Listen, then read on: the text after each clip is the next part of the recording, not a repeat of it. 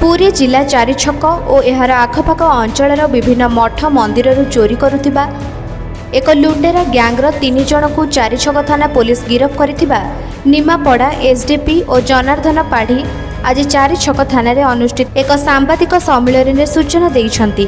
गत मास 23 तारिख में चारि छक थाना ठारू मात्र अल्प दूर थिबा ब्रह्मेश्वर मंदिर सुना और रूपा अलंकार कूट हो जाइथिबा खबर विभिन्न गणमाध्यम प्रकाश पाइथिला।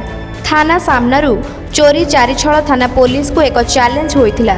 लुटेरा गैंग को ठाब करने को चारि छक थाना अधिकारी ममता विश्वाल नेतृत्व में एक स्वतंत्र टीम गठन होई घटनार तदंत करा जाइथिला।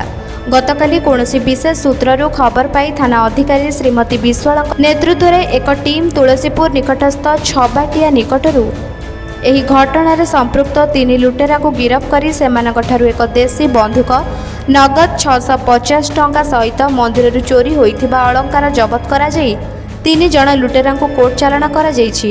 30/8/2025 रे चक्र ब्रह्मकुंडी गाँव आम चक्रधर सा रिपोर्ट कले से गाँव रे थिबा ब्रह्मेश्वर मंदिर ठाकुरंकर चिता आखि मुकुट इत्यादि अजଣା चोर माने ताला भांगी चोरी करिसेंते। ता संगे हुंडीटा भांगिकी हुंडी रे जो भक्त माने दान देथिबा टंका को चोरी कर नहीं। एमती पाखापाखि आहरी भी होता आमर एसपी पुरी निर्देश क्रमे गोटे आम इन्वेस्टिगेशन टीम फॉर्म करूँ। ओआईसी चारि छक आईसी काकटपुर आईसी गो बहुत वेरिफिकेशन कराई बहुत आमर क्रिमिनाल मानकर तापरे आज राति रे खबर मिलला जे छबाटिया गाँव रे केते जण संदिग्ध व्यक्ति आछंती जो माने कि बाहर लोक एवं चोरी करिबा परिका परिस्थिति रे अछंती। सेठू हमर वाईसी चारि छक तांको टीम नेइकरी गले जाइकरी सेठू सेई जो संदिग्ध युवक मान को अटक करके पचरा गला। पचरारू जना पड़ला ये संजू एलिया संजय पात्र उर्फ संजय पात्र से होचंती फतेगढ़ थाना एरिया रो नयागढ़ जिला।